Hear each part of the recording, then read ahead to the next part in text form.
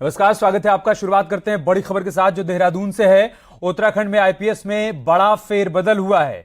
AP Anshuman को ADG law and order बनाया गया है। ये बड़ी खबर हम आपको बता रहे हैं। और साथ ही एडीजी वी मुरुगेशन अब विजिलेंस देखेंगे। कम्युनिकेशन चर्चित आईपीएस अभिनव कुमार को इंटेलिजेंस की जिम्मेदारी सौंपी गई है। इंटेलिजेंस सिक्योरिटी की जिम्मेदारी उनको मिली है, जबकि अमित सिन्हा अब देखेंगे एडीजी प्रशासन का काम। आज शाम ये बड़ा फेरबदल किया गया है। इसमें जो बड़े नाम हैं वो हम आपको बता रहे हैं। बड़े पैमाने पर आईपीएस का रोल बदला गया है, फेरबदल हुआ है। एपी अंशुमान को एडीजी लॉ एंड ऑर्डर की जिम्मेदारी दे दी गई है, जबकि एडीजी वी मुरुगेशन अब विजिलेंस कम्युनिकेशन देखेंगे। इसके अलावा चर्चित आईपीएस अभिनव कुमार को इंटेलिजेंस सिक्योरिटी की जिम्मेदारी सौंपी गई है। वहीं अमित सिन्हा अब देखेंगे एडीजी प्रशासन का कामकाज। आज शाम ये बड़ा फेरबदल किया गया। और इन सब के बीच उत्तराखंड में एक बार फिर से तेज बारिश का अलर्ट जारी किया गया है। अगले 24 घंटे के लिए मौसम विभाग ने अलर्ट जारी किया है। आज रात से भी कई इलाकों में भारी बारिश हो सकती है। मौसम विभाग के मुताबिक देहरादून, टिहरी, पौड़ी और नैनीताल में बारिश के लिए ऑरेंज अलर्ट जारी किया गया है, जबकि अन्य जिलों में भी बारिश हो सकती है। पहाड़ों पर लैंडस्लाइड की संभावित घटनाओं को लेकर प्रशासन अलर्ट मोड पर है। देहरादून मौसम विज्ञान केंद्र ने यह अलर्ट जारी किया है।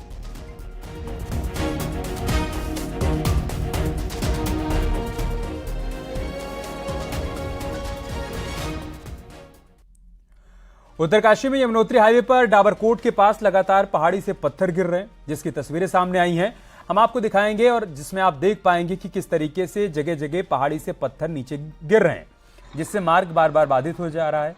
डाबरकोट के पास लगातार ऐसी स्थिति बनी हुई है, जिससे यात्रियों और स्थानीय लोगों को परेशानियों का सामना करना पड़ रहा है। इस जगह पर खड़ा पहाड़ है, जो पिछले कुछ सालों से बारिश होते ही दरकना शुरू कर देता है। वहीं दूसरी तस्वीर यमुनोत्री हाईवे धरासू के पास की है, जहां पर पूरा पहाड़ ही सड़क पर आ गिरा, जिससे रोड बंद हो गई और यात्री और स्थानीय लोग फंस गए।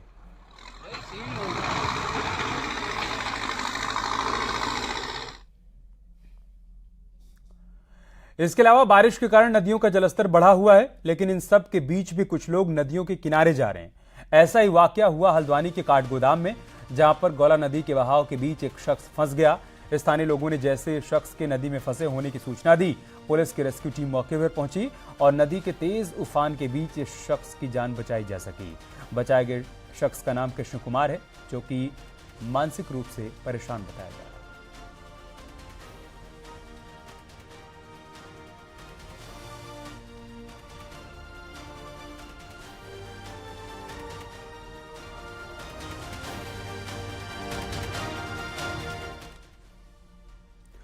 हरिद्वार के लक्सर और खानपुर क्षेत्र में आई बाढ़ से प्रभावित लोगों के लिए मुख्यमंत्री पुष्कर सिंह धामी ने बड़ी घोषणा की है।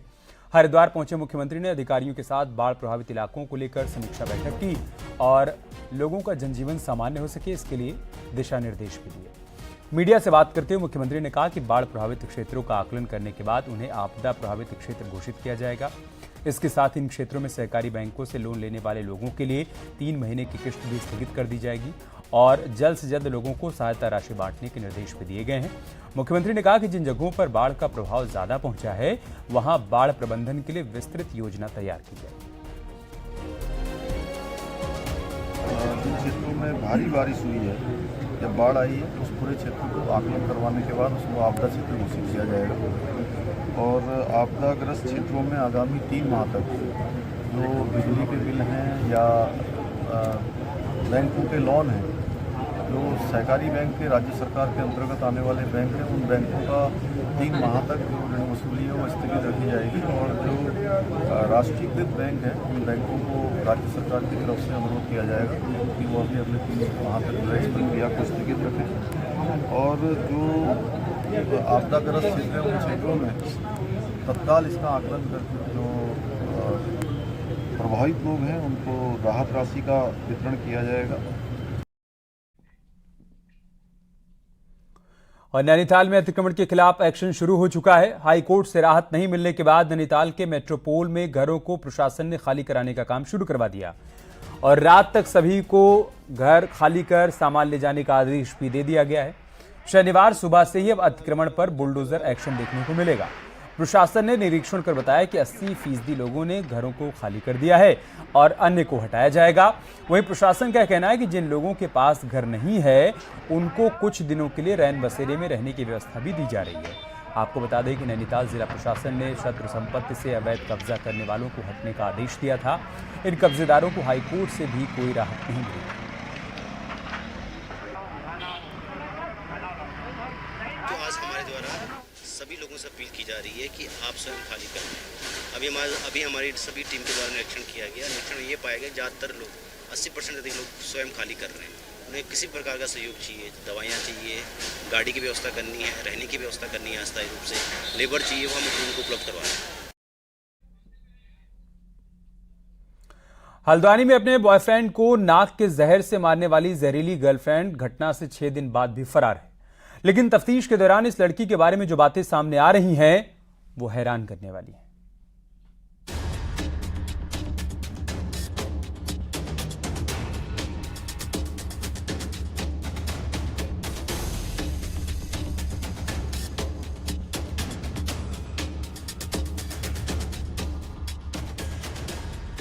पुराने बॉयफ्रेंड की हत्या कर नए बॉयफ्रेंड के साथ फरार चल रही हल्द्वानी की इस खूबसूरत माही उर्फ डॉली को लेकर रोजाना नई कहानियां सामने आ रही हैं। हुस्न की इस मलिका ने न सिर्फ अपने बॉयफ्रेंड अंकित को नाक से डसवाया बल्कि खुद भी ये कई रसूखदार लोगों को डसा करती थी, वो भी अपने हुस्न के जाल में फंसाकर। माही के इस जाल में फंसे हुए थे शहर के कई सफेदपोश व्यापारी और रसूखदार। पुलिस तफ्तीश जैसे जैसे आगे बढ़ रही है नए नए रहस्यों से पर्दा उठ रहा है। पुलिस भी इन रहस्यों से हैरान है। निश्चित तौर पे हाई प्रोफाइल लेडी थी, वो लेडी है, तो हो सकता है संबंध हो, लेकिन हमें तो अपनी विवेचना में ये देखना है कि क्या जिनसे संबंध हैं वो इस मर्डर की योजना में शामिल हैं कि नहीं है। अगर होगा तो ऐसे संबंध वालों को हम लोग सुनिश्चित करेंगे कि हम इस विवेचना में शामिल करें। हालांकि माही अंकित की हत्या के बाद से ही अपने बॉयफ्रेंड, नौकर और नौकरानी के साथ फरार है। पुलिस की कई टीमें पिछले 1 हफ्ते से यूपी और मुंबई की खाक छान रही हैं। और तो और माही अब इनामी भी हो गई है। कम से कम 4 से 5 टीमें जो है लगी हुई है, एसओजी भी उसमें लगी हुई है। सब उत्तर प्रदेश में हो या कहीं और जो है, नेपाल भी टीमें, दिल्ली है, कई जगहों पे टीमें जो है जहाँ जहाँ संभावना हो सकती है, कई ऐसी संभावित जगहों पे जो है टीम हमारी काम कर रही है। जाहिर है पुलिस ने जहरीले सांप से हत्या कराने का मामला खोल तो दिया है, लेकिन जब तक व्यवसायी अंकित चौहान की हत्या की मास्टरमाइंड माही पकड़ में नहीं आती तब तक पुलिस इसे अपनी कामयाबी नहीं मान रही, क्योंकि माही की पकड़ में आते ही कई बड़े राज खुल जाएंगे। हल्द्वानी से न्यूज 18 के लिए शैलेंद्र नेगी की रिपोर्ट।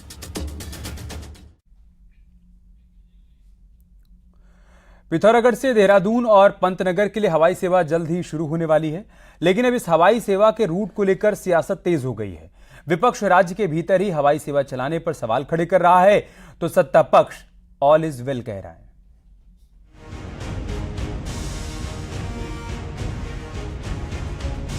तीन साल के इंतजार के बाद पिथौरागढ़ से हवाई सेवा शुरू होने जा रही है, लेकिन इस बार फ्लाइट रूट से दिल्ली पूरी तरह नदारद है। असल में fly big airlines 19 seater plane के साथ देहरादून और पंतनगर के लिए फ्लाइट उड़ाने जा रही है, लेकिन हवाई सेवा को देश की राजधानी दिल्ली से नहीं जोड़े जाने पर विपक्ष हमलावर है।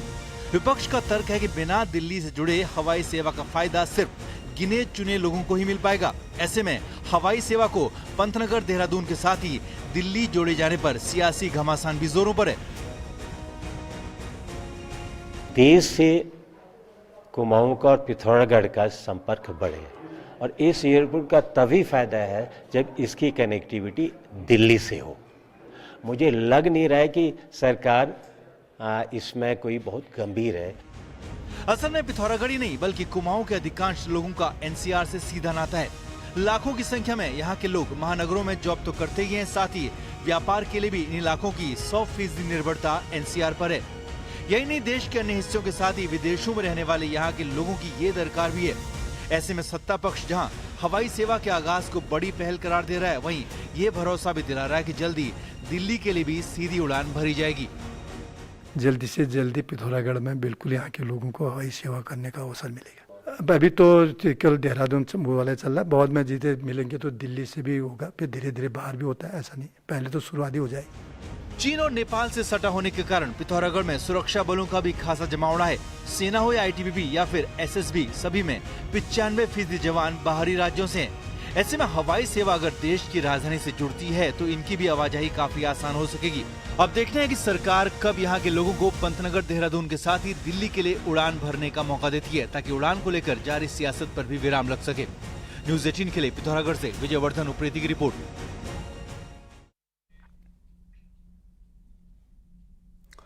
लोकसभा चुनाव के लिए विपक्ष का गठबंधन इंडिया बना है। अच्छे रिजल्ट के लिए कांग्रेसी ऐसी ही कोशिश उत्तराखंड में क्षेत्रीय और राष्ट्रीय दलों को जोड़कर करना चाहती है। कांग्रेस और बीजेपी के सीधे मुकाबले वाले उत्तराखंड में अगर यह प्रयोग हुआ तो क्या सबके साथ मिलकर कांग्रेस 10 साल का सूखा समाप्त कर पाएगी?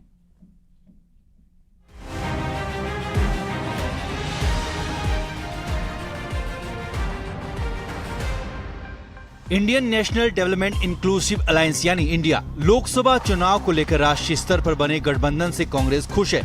उत्तराखंड में लोकसभा की सीटें 5 हैं, पर 2014 के बाद कांग्रेस एक भी सीट जीत नहीं पाई। पूर्व सीएम हरीश रावत ने जल्द सर्वदलीय बैठक की बात कही, ताकि उत्तराखंड में लोकसभा चुनाव जीता जा सके। हरीश रावत इसके लिए उत्तराखंड क्रांति दल, कम्युनिस्ट पार्टी और आम आदमी पार्टी के साथ मिलकर चलने को तैयार हैं। मतलब ये कि लोकसभा चुनाव के लिए कांग्रेस को बीजेपी विरोधी छोटे बड़े दलों से हाथ मिलाने में कोई परहेज नहीं। सक्सेसफुल होगी, चाहे किसी के पास 4% हो, किसी के पास 2% हो, जिसके पास 3% हो, वो सारा मास एक साथ आएगा। और बीजेपी के गलत कार्यों से लोग वैसे ही परेशान हैं, वैसे भी लोग हमसे जुड़ रहे हैं, लगातार जुड़ रहे हैं, क्योंकि पढ़े लिखे लोगों का ये। वहीं इंडिया बनने के बाद राष्ट्रीय और क्षेत्रीय पार्टियों के सुर बदले हैं। पुराना विरोध भूलना चाहते हैं, लेकिन कुछ शर्तों के साथ। कांग्रेस के भ्रष्टाचार के खिलाफ उत्तराखंड क्रांति दल का जन्म हुआ था, इस राज्य के निर्माण को लेकर के, और उत्तराखंड क्रांति दल क्षेत्रीय हितों के लिए पूरे तरीके से प्रतिबद्ध है। लेकिन इस समय जो देश में जिस तरीके की अराजकता है, उसमें सबको एकत्रित होने की जरूरत है। हमको उत्तराखंड में जब राज्य का चुनाव आएगा तो उस समय हमारा अपना एजेंडा होगा, लेकिन इस समय जब देश की बात है, देश के लोकतंत्र की बात है, तो उस समय इकट्ठा होकर के ही तो जब सामने दिखाई देता है कि जो खड़ा है लड़ाई में, उसके खिलाफ लड़ने के लिए अगर इकट्ठा होने की जरूरत है तो होना पड़ेगा। कांग्रेस, आप, यूकेटी के बोल एक हैं, पर बीजेपी को कांग्रेस और दूसरे दलों की कोशिश में दम नहीं लगता। कांग्रेस द्वारा आज जो बातें छेड़ी जा रही हैं, मैं देखना चाहता हूँ ना, कांग्रेस के हरीश रावत जी कहेंगे मैं सीट छोड़ता हूँ, मार्क्सवादी कम्युनिस्ट पार्टी का मैं सीट छोड़ता हूँ यूकेटी के लिए, इस बात को बोलने की हिम्मत जुटाएं। राष्ट्रीय स्तर पर तो गठबंधन इंडिया बन गया, पर उत्तराखंड में यूकेडी, आप और कम्युनिस्ट पार्टी के साथ कांग्रेस क्या बड़ा कमाल कर पाएगी, ये लाख टके का सवाल है। देहरादून से न्यूज़ 18 के लिए दीपांकर भट्ट की रिपोर्ट।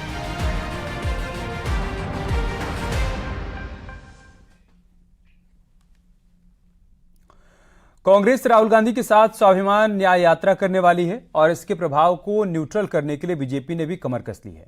बीजेपी ने सैनिक और हिंदुत्ववादी वोट बैंक को गोलबंद करने के लिए अपने प्रकोष्ठ एक्टिव कर दिए हैं। बीजेपी के सैन्य प्रकोष्ठ के कार्यकर्ता अब अग्निवीर योजना के फायदे बताने के लिए डोर टू डोर कैंपेन करने वाले हैं और ब्लॉक स्तर पर बीजेपी सरकार के कामकाज का प्रचार भी करेंगे। उत्तराखंड के रोजगार पर कांग्रेस पलड़ा करने का काम कर रही है। उनके मंसूबे कभी पूरे नहीं होंगे।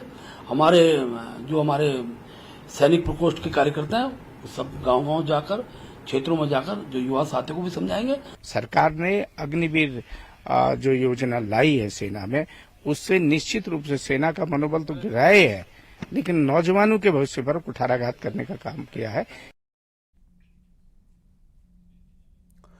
दुष्कर्म कानून को हथियार की तरह इस्तेमाल करना गलत है। एक केस की सुनवाई के दौरान नैनीताल हाईकोर्ट की ओर से दी गई इस टिप्पणी पर अब बहस तेज हो गई है कि क्या वाकई में कुछ महिलाएं कानून का बेजा इस्तेमाल कर रही हैं।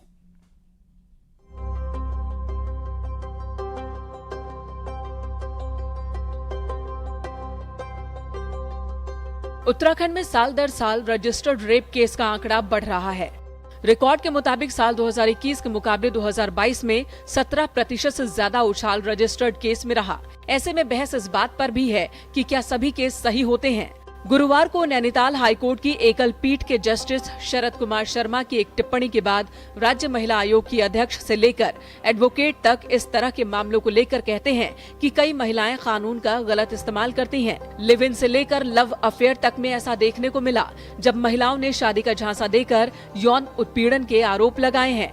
बहुत कम इस तरह के केसेस सामने हमारे पास आए हैं कि जिसमें कि दोनों की रजामंदी से और जहां कोई वादा ना हुआ हो शादी का, ऐसे मुझे लग रहा है बहुत ही कम केस ऐसे हमारे पास आए हैं। एक बारी बहुत आसान होता है किसी पे एलिगेशन लगाना, लेकिन जब प्रूफ करने की बात आती है तो उसके वो दिन वापस नहीं आ सकते जो वो जेल में काटता है। भले ही उसको बेल मिल जाती है एज एन इनोसेंट पर्सन, लेकिन वो बड़ा ही दुखदायी होता है अपने आप में कि कोर्ट कचहरी के चक्कर काटने। और ये एक ऐसा मैं कहूँगा स्टेन है रेप का, जो एक आम समाज में छवि धूमिल करने का काम करता है। वहीं महिलाओं को लेकर काम कर रही सामाजिक कार्यकर्ताओं का कहना है कि कानून को हथियार बनाकर न सिर्फ महिलाएं बल्कि पुरुषों ने भी गलत इस्तेमाल किए। इसलिए यूसीसी के आने से उम्मीद है कि कुछ हद तक ऐसे केस कम हो जाएं। पुरुष भी सब कर रहे हैं, सब कर रहे हैं। महिलाएं तो रेयर हो सकती हैं, अपवाद हो सकते हैं। महिला जल्दी से पुलिस चौकी भी नहीं जाना चाहती, थाने की बात तो छोड़ो। तो महिलाएं जल्दी से ये काम पचड़े में नहीं पड़ना चाहती, उसके लिए बहुत सारे काम। कई केसेस के आधार पर हाईकोर्ट भी मान रहा है कि रेप के मामलों में कानून का गलत इस्तेमाल हो रहा है। इसलिए जरूरी है कि जल्द इंसाफ मिले, नहीं तो निर्दोष को सालों तक जेल की सलाखों के पीछे रहना पड़ जाता है। न्यूज़ 18 के लिए देहरादून से भारती सकलानी की रिपोर्ट।